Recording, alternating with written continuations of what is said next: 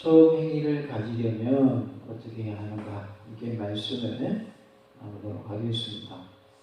오늘부터 계시록에 나오는 소아시아 7교회에 대해서 함께 말씀을 나누고자 합니다. 오늘은 첫 번째 시간으로 에베소 교회에 대해서 함께 말씀을 나누도록 하겠습니다. 본문은 소아시아 7교회 중에 에베소 교회에 대해서 기록하고 있습니다. 에베소 교회를 통해서 처음 행위, 곧 처음 사랑을 어떻게 하면 회복할 수 있는가 함께 말씀을 살펴봄을 통해서 큰 은혜가 아니라 성령으로 충만한 시간이 되고 주님께 영광되는 복된 시간 될 줄로 믿습니다. 처음 행위를 가지려면 어디서 떨어졌는지를 생각하고 회개해야 한다고 말씀합니다. 5절에 그러므로 어디서 떨어졌는지를 생각하고 회개하여 처음 행위를 가지라. 만일 그리하지 아니하고 회개하지 아니하면 내가 내게 가서 내 촛대를 그 자리에서 옮기리라 라고 말씀하십니다. 우리가 처음 행위, 곧 처음 사랑을 다시금 가지려면, 회복하려면 어떻게 해야 하는가? 회개해야 한다고 말씀하고 있습니다. 우리 모두가 회개함을 통하여 처음 사랑이 회복되는 은혜가 있기를 원합니다. 여기서 처음 사랑은 예수님을 사랑하는 사랑을 말하고 있어요. 예수님을 뜨겁게 사랑하고 예수님을 만나서 기뻐하며 사는 삶. 그러한 처음 예수님을 만났을 때의 사랑을 말하고 있습니다. 나의 모습 가운데는 예수님을 처음 믿었을 때 그 처음 사랑이 아직 남아있는지요. 내 자신을 돌아보는 시간이 되기를 원합니다. 혹이라도 예수님을 향한 그 처음 사랑이 식어졌다면 회개함을 통하여서 회복되는 은혜가 있기를 간절히 원합니다. 같이 해볼까요? 회개하여 처음 사랑을 회복합시다. 우리가 처음 사랑, 예수님을 사랑하는 그 처음 사랑을 회복하려면 뭐 해야 된다고요? 회개해야 한다고 말씀합니다. 본문은 에베소 교회의 책망을 돌이킬 수 있는 세 가지 방법을 말씀해 주고 있습니다. 특별히 명령어를 사용하여서 그 방법을 제시해 줍니다. 이 세 가지 명령은 에베소 교회의 성도들을 보호하시기 위해서 그리스도 예수님께서 단호히 명령하신 것이며 공고하신 말씀입니다. 어디서 떨어졌는지를 생각하라라고 5절에 말씀을 하고 있습니다. 이것이 회복될 수 있는 첫 번째 제시하는 명령입니다. 이것은 죄의 원인을 깊이 생각하되 과거와 현재의 차이를 생각하라라는 명령입니다. 그래서 우리는 죄의 원인을 생각하고 또 생각해야 합니다. 그래서 어디서 내가 떨어졌는가, 어디서 믿음이 떨어졌고 어디서 나의 주님을 향한 사랑, 예수님을 향한 그 처음 사랑이 식어졌는가를 우리가 알아내야 한다는 것입니다. 여기서 생각하고라는 말은 원어의 의미가 계속해서 생각하고 회상한다는 뜻을 가지고 있습니다. 그래서 내가 과연 언제 내 믿음이 떨어졌을까? 그리고 예수님을 향한 사랑이 식어졌을까? 이것을 계속 생각해 보라는 말씀입니다. 에베소 교인들은 잃어버린 처음 사랑을 회복하기 위해서 그것을 어디에서 무엇으로 인해서 상실하게 되었는가를 상고해야만 했습니다. 내가 언제 어디서 예수님을 향한 사랑을 잃어버렸는가, 이것을 그들은 생각해 와야 했다 그 말이죠. 마찬가지로 우리 마음속에 예수를 향한 사랑이 사라져버렸다면 내가 언제 그랬을까, 어디에서부터 그런 일이 있었을까라는 것을 우리가 돌아볼 수 있는 그런 은혜가 있기를 원합니다. 회개하라라고도 말씀을 합니다.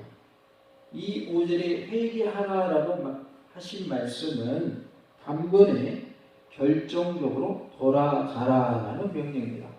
회개의 의미는 제약된 세상으로 향하여 가던 발걸음을 돌이켜서 하나님께로 되돌아오는 것을 말합니다.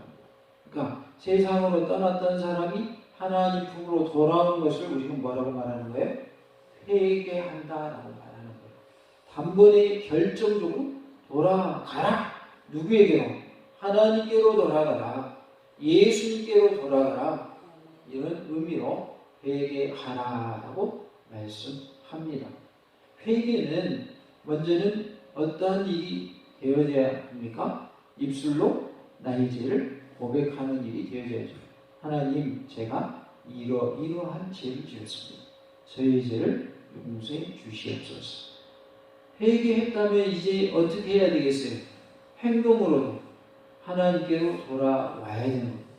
죄의 길로 가던 발걸음을 멈추고 이제는 죄의 생활을 다 뭐하고 청산하고 다 모든 삶들을 다 이제는 없애버리고 죄의 삶들을 다 떨쳐버리고 하나님께로 돌아와야 되는 것이죠.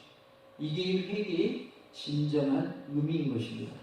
그러니까 먼저는 입술로 죄를 뭐하고 고백하고 하나님에게 내 죄를 용서해 주세요라고 하나님의 도우심을 간구하고 나의 죄를 사하여 주실 것을 구한 후에는 그 죄의 자리에서 떠나라는 것입니다. 그리고 누구에게로 돌아오라? 하나님께로 돌아오라라는 것입니다. 에베소 교회에 하신 말씀, 너희들이 처음 행위를 잃어버렸다. 처음 사랑을 너희들이 잃어버렸다. 이제 그 사랑을 다시 가지려면, 그 사랑을 다시 회복하려면, 처음 사랑을 회복하려면 너희들이 어디에서 너희의 사랑이 떨어지고 너희의 사랑이 식어졌는가 생각해보고 그리고 뭐 하라는 거예요?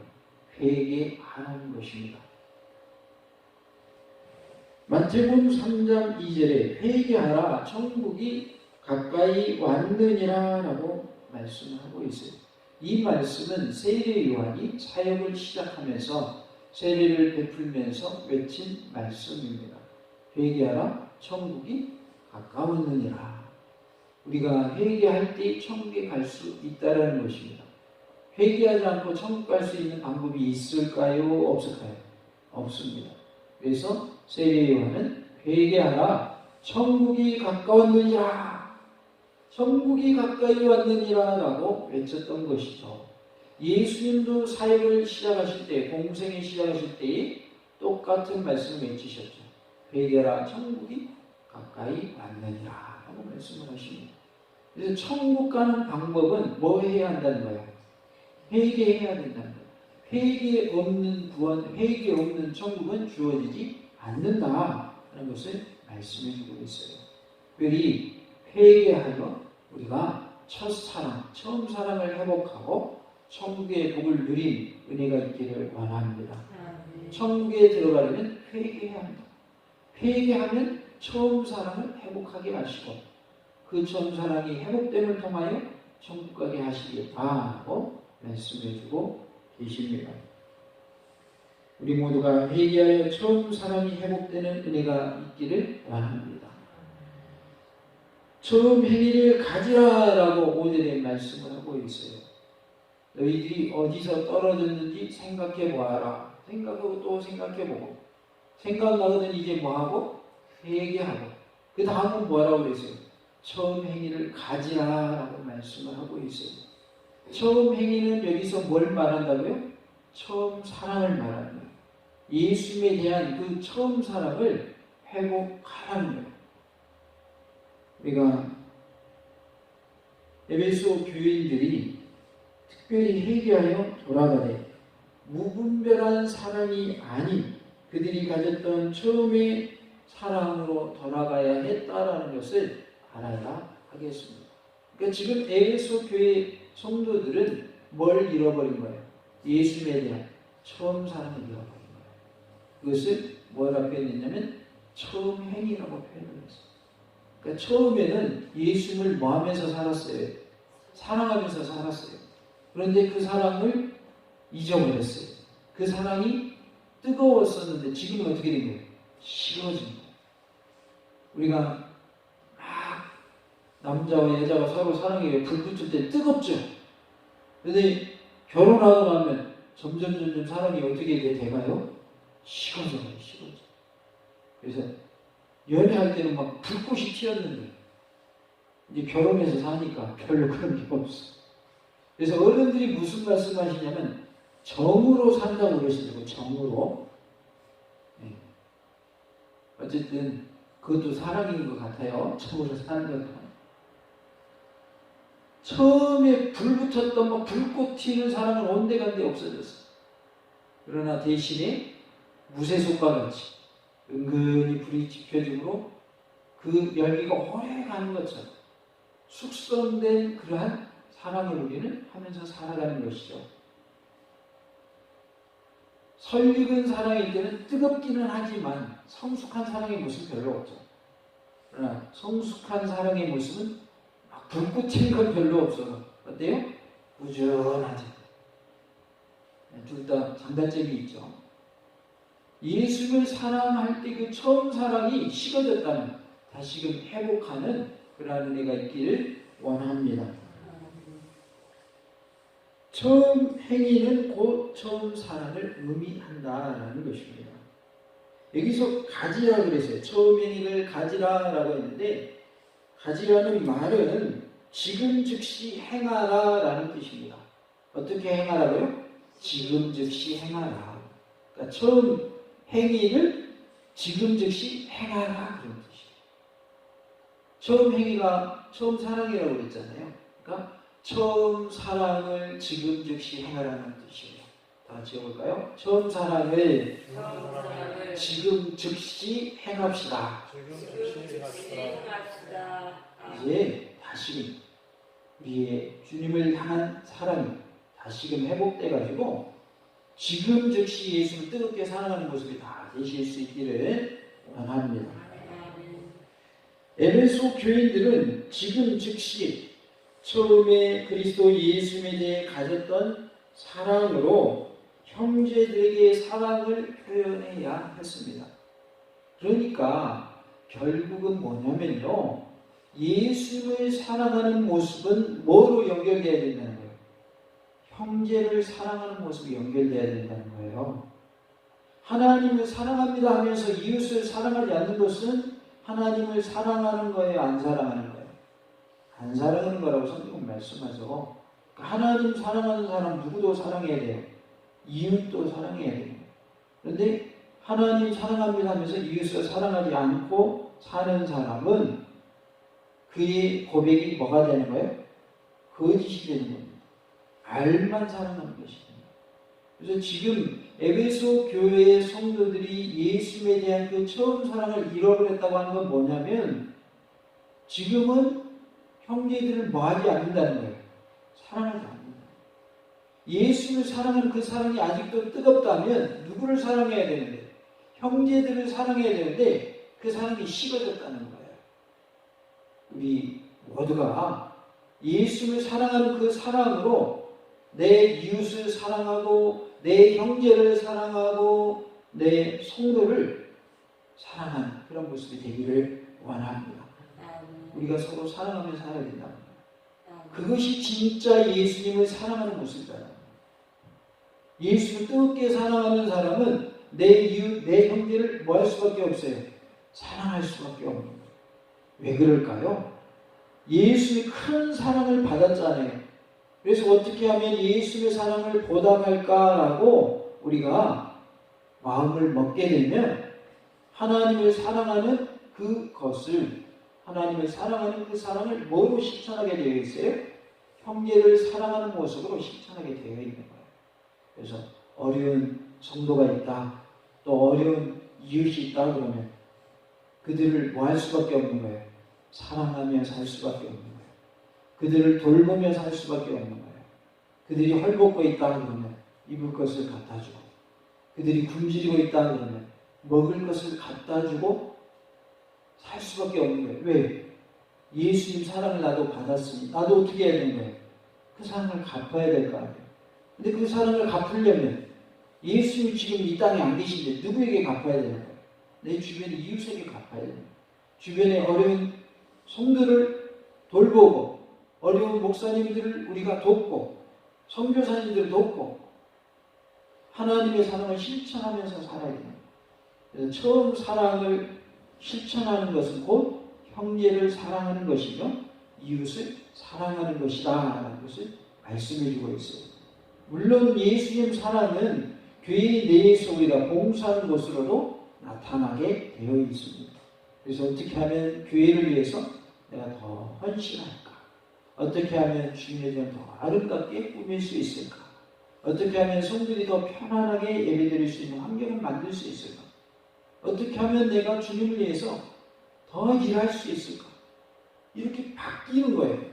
어떻게 되면요? 처음 사랑이 회복돼요. 그래서 예수님을 막 믿기 시작하면 안 믿는 사람들의 영혼이 어떻게 느껴져요? 불쌍하게 느껴집니다. 그런데 그 사람이 싫어지면 안 믿는 사람들의 영혼이 불쌍한 마음이 사라져버려요. 처음에는 전도에 불이 붙었는데 점점 그 불행의 열정이 식어져가지고 전도하는 일을 이제 머릿속에서 생각조차 안 하게 됩니다. 그것은 주님을 사랑하는, 예수님을 사랑하는 처음 사람 잊어버린 모습이에요. 잃어버린 모습이라는 거예요. 영혼을 사랑하는 모습을 통하여 예수님 사랑을 실천하시기 바랍니다. 이번 추수감사일에 많은 분들을 초청하시기 바랍니다. 초청하는 게 더 중요해요? 데려오는 게 더 중요해요? 둘 다 중요한데 일단 뭘 해야 오겠어요? 초청을 해야 올 거 아니에요. 굳이 더 중요하다고 한다면 초청하는 게 더 중요해요. 초청을 안 했는데 어떻게 와요? 잔치를 벌여놨어요. 뭐 칠순잔치, 팔순잔치 이렇게 잔치를 하는데 초청을 안 했어. 그러면서 뭐라 그러면 왜 아무도 안 오지? 그 받는 게 틀린 말이에요. 그 틀린 말이죠. 몇 월 며칠 몇 시에 어디에서 저 이번에 7수년하고 8수년 합니다. 잔치 있습니다. 아무리 코로나지만 꼭 초청할 사람들은 뭐 해야 그들이 알고 오겠어요? 초청해야 올 거 아니에요. 가족만 모인다고 하더라도 가족끼리 알려야 가족들이 올 거 아니에요. 근데 초청 하나도 안 해놓고 왜 안 왔지? 그러면 맞는 말이 아니잖아요. 그건 틀린 말이잖아요. 우리 교회 21일날 추수감사절로 드립니다. 우리 교회 오세요. VIP로 모십니다. 꼭 오세요. 해야 알고 올 거예요. 그런 말 한마디도 안 했는데 21일 추수감사절이네? 내가 교회 가야지? 그럼 못 가요 사람들이? 아니죠. 그런 일은 일어나야 안 일어나요. 절대 안 일어나요. 초청을 안 하는데 어떻게 옵니까?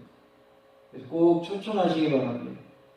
초청했는데도 안 오는 것은 내가 할 일을 했기 때문에 그것은 하나님 앞에서 내가 부끄러울 게 없어요. 그런데 초청을 안 해서 안 왔다. 그럼 하나님 앞에 부끄러운 거예요. 초청했음에도 불구하고 그 사람의 마음의 문이 열리지 않은 것은 우리가 내가 할 일을 했기 때문에 할 말이 있지만 초청 자체를 안 해서 그 사람이 안 왔다. 전도 대상자, 태신자가 안 왔다. 그러면 내 책임인 것이죠. 우리가 주님을 사랑한다면 이웃을 사랑하는 자가 되어야 이웃을 사랑한다면 믿지 않는 자를 전도해야 할 줄로 믿습니다. 그것이 하나님 사랑의 모습인 것입니다. 성도 간에 서로 사랑하는 것이 예수님 사랑이고 하나님 사랑입니다. 서로 으르렁거리고 싸우고 화목하지 못하고 그거 하나님 사랑이에요? 하나님 사랑 아니에요? 그건 하나님 사랑이에요. 하나님을 사랑하는 사람은 서로 용서하고 배려하고 돌보고 사랑하며 사는 그런 모습이 되어야 하는 것입니다. 예수님의 사랑으로 형제를 사랑하며 사시기를 간절히 원합니다. 예수님의 사랑으로 형제를 사랑하며 삽시다. 우리가 형제를 사랑하며 사는 삶이 곧 처음 사랑을 가지고 사는 삶이요 처음 사랑이 회복된 삶이다 라는 것을 말씀해 주고 있습니다. 계속해서 말씀하시기를 만일 그리하지 아니하고 회개하지 아니하면 내가 내게 가서 내 촛대를 그 자리에서 옮기리라 라고 말씀하고 있어요. 여기서 촛대는 뭘 말합니까? 교회를 말하고 있어요. 교회가 없어지게 하시겠다는 거예요. 하나님 편에서 교회가 없어지면 좋아요, 나빠요? 나쁘죠. 안 좋죠. 그런데 회개하지 아니하면 촛대를 그 자리에 옮겨버리시겠대요. 교회의 존재 이유는 영혼 구원에 있습니다. 그런데 교회가 회개하는 일이 없고 전도하는 일이 없고 기도하는 일이 없고 예배하는 일이 없다면 교회의 존재 가치가 있어요, 없어요? 존재 가치가 없는 거죠. 회개하지 아니하면이라고 말씀하고 있어요. 만일 그리하지 아니하고 회개하지 아니하면 내가 내게 가서 내 촛대를 그 자리에서 옮기리라 라고 말씀하고 있습니다. 이 말씀은 그리스도 예수님의 권면을 외면했을 때의 초래한 결과에 대한 말씀인 것입니다. 예수님이 권면할 때 처음 사람을 회복해야 된다. 그러려면 회개해라. 어디서 떨어졌는지 생각하고 회개해라 라고 하신 말씀을 우리가 그대로 받아들이고 그 말씀대로 회개하는 은혜가 있기를 원합니다. 내가 내게 가서라고 말씀을 하죠. 이것은 예언적인 사실의 확실성을 나타내 줍니다. 그러기에 혹자가 주장하는 대로 그리스도 예수님의 재림의 때의 사건으로 해석하기보다는 오히려 회개치 않을 경우에 맡게 될 현재적 심판을 선언한 것으로 해석하는 것이 더 타당해 보입니다. 내가 내게 가서 라고 말씀하셨고 한편 내 촛대를 그 자리에서 옮기리라 라고 하셨는데 이것은 당장 있게 될 지금의 심판을 말하는 것으로서 에베소에서 교회가 없어지고 그 도시 전체가 황폐화될 것을 의미하고 있습니다. 이 에베소 교회라고 하는 것은 어느 한 교회를 지칭하는 게 아니라 에베소 지역에 있는 교회들을 지칭하는 말입니다. 그래서 그 교회들이 회개하지 아니하면 그 교회들이 황폐하게 된다. 교회는 없어질 것이다 라고 경고하고 계십니다. 왜냐하면 문맥상 현재 임할 그리스도 예수님의 심판을 시사해 주고 있기 때문입니다. 그러니까 앞으로 우리가 심판받을 것도 우리 주님께서 말씀하셨지만 현지적으로 우리가 회개하지 않는 그런 모습이 된다면 교회도 어떻게 된다는 거예요? 없어지는 그러한 엄청난 일이 벌어진다는 거예요. 에베소 교회의 사제에게 편지하라라고 1절에 말씀을 하고 있습니다. 에베소의 특성은 상업상으로는 매우 중요한 교역의 중심지였습니다. 소아시아에서 제일 부유한 도시였어요.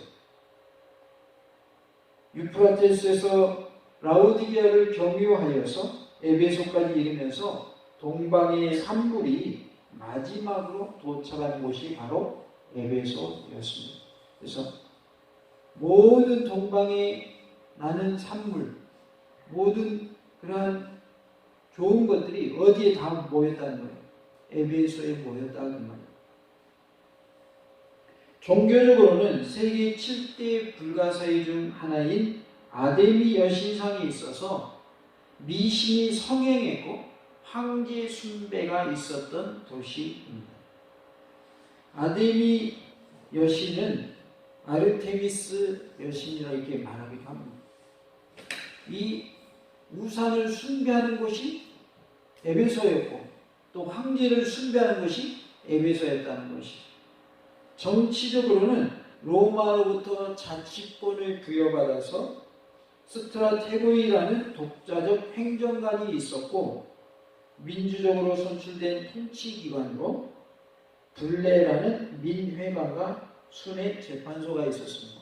그러니까 산업적, 정치적, 종교적으로 중요한 것이 어디였다는 거예요? 에베소였다. 그러니까 육적으로 볼 때에도 아주 번성한 도시였다라는 것을 알 수가 있습니다. 따라서 명목상 버가모가 소아시아의 수도였으나 실질적으로는 에베소가 소아시아의 정치, 경제, 문화의 중심지 역할을 했습니다. 그러니까 명목상의 수도는 버가모였는데 실제적인 모습은 이 에베소가 수도 역할을 했다라는 것이죠. 이러한 에베소의 기독교 신앙이 전파된 것은 브리스릴라와 아굴라 부부를 통해서 복음이 전파되었습니다. 또한 바울이 에베소 지역에 2년간 머무르면서 목회하였고 후에 디모데가 바울의 열심을 본받아서 목회 활동을 함으로써 예루살렘, 안디옥에 이어서 기독교 선교의 중심지가 된 곳이 바로 어디예요? 에베소입니다. 에베소가 그만큼 중요한 지역이에요. 그러니까 상업적, 종교적, 정치적으로만 중요한 것이 아니라 복음을 전하는 선교 기지로서의 역할을 잘 감당해냈던 곳이 어디였다는 거예요? 에베소였다라는 것이죠. 실제적으로 보면 이 세계 역사를 보면 강한 나라가 들어가면 그 강한 나라가 가지고 있는 뭐도 들어가게 돼요? 종교도 들어가게 되죠. 그래서 많은 나라들이 식민지화 되면서 기독교가 많이 들어온 그런 예들을 볼 수가 있습니다. 어찌됐든 이 에베소라고 하는 것은 선교 역사에 있어서도 아주 중요한 곳입니다. 한편 사자라는 표현이 나오죠. 이것은 그리스도 예수님에 의해서 책임을 갖고 교회를 수호하는 하늘의 천사를 의미하기도 하지만 여기서는 인간 사자, 곧 주님의 종을 말하고 있어요. 천사는 하늘의 천사죠. 근데 그 천사를 말할 때 사자라고 표현하기도 하고 또 사람 사자, 하나님의 말씀을 전하는 전달자로서의 사자 할 때도 이렇게 사자라 이렇게 표현을 한다는 거죠. 그러니까 이제 천사, 엔젤이라고 하고 그 다음에 이제 복음을 전하는 메시지를 전하는 전달자에서 메신저라고 한다는 거죠. 그래서 하늘의 천사 또 사람, 사자 이렇게 두 가지 의미를 가지고 있는데 본문에서는 하나님의 종을 의미한다. 사람, 사자를 의미한다. 하나님의 말씀을 전달하는 전달자를 말하고 있습니다. 오른손에 7뼈를 붙잡고 7 금촛대 사이를 거니신 이가 이르시되라고 1절에 말씀을 합니다. 이것은 에베소에 계시된 그리스도 예수님의 모습에 대한 묘사인 것입니다. 예수님을 그렇게 표현한 거예요. 오른손에는 뭘 잡고 있어요? 7뼈를 붙잡고 있습니다. 그리고 어디 사이를 거니십니까? 7 금촛대 사이를 거니십니다. 여기서 촛대는 뭐라고 그랬어요? 교회라고 했잖아요. 소아시아에 몇 교회가 있다고? 7 교회가 있어요. 그러니까 지금으로 말하면 7 지역에 있는 교회, 그런 뜻입니다. 무한 지역에 있는 무한에 있는 교회, 한평에 있는 한평에 있는 그 교회들을 한평에 있는 교회, 이런 식으로 말하자면 에베소라고 하는 지역에 있는 교회를 이제 하나의 교회로 이렇게 본 거죠. 그래서 7 교회, 7 지역의 교회라는 뜻입니다. 7 촛대 사이에 거니신다라고 하는 것은 예수님께서 소아시아 7개 사이에 임재하셔서 통치하시는 모습을 말씀해 주고 있습니다. 오른손에 7뼈를 붙잡고 라고 했는데 여기서 붙잡고 라는 말은 단순히 잡는다는 의미가 아니라 요동할 수 없도록 확실하게 움켜쥐고 있는 모습을 말합니다. 우리가 어떤 것을 나사를 조여도 슬그머니 조여놓은 거하고 꽉 조여놓은 거하고 같아야 틀려요? 틀리죠. 그러니까 여기서 7뼈를 붙잡고 있다는 말은 움직이지 않도록, 요동하지 않도록 꽉 잡고 있는 그러한 모습을 말해줍니다.